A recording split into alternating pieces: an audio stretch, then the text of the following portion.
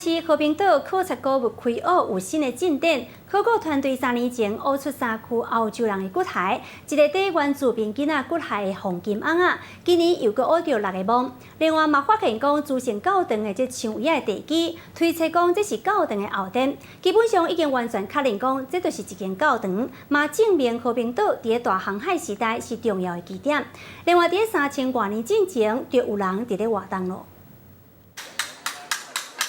考古团队亚家是真细致豆豆咧考，家人市和平岛这个考古有新的进度。交握在胸前或是腹部，所以应该是跟就是天主教或是基督教，应该是天主教信仰比较相关。圣沙尼瓦道城甲这个修道院考古发现，团队伫3年前同款的所在，挖到3具欧洲人的这个骨骸，含1具用金斗瓮仔底原住民囡仔的骨骸。 今年又搁挖到6个墓穴，其中有5具人的骨骸，另外嘛发现到主圣教堂的墙仔地基，推测应该是教堂的后殿，嘛搁进一步来推算出这个教堂的所在，基本上会当来完全确认教堂的位置。我们现在就是要继续往那边拓坑，然后继续去确认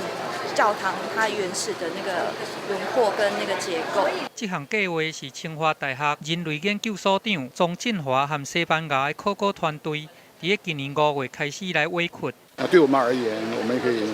世人之长，不己之短这样子。他们有一些好的方法，我们可以学；那我们好的部分，他们也可以学，彼此可以交流，我觉得非常好。经过采挖，证明讲和平岛伫大航海时代，就是一个重要的据点。另外，伫3000多年前，就有人住伫遮生活，安尼甲规个和平岛的历史，从西班牙统治的时阵，搁甲塞搁较头前，考古工课甲遮个神秘的历史。 一言一言，豆豆甲显开，通来探索历史的脚迹。记者综合报道。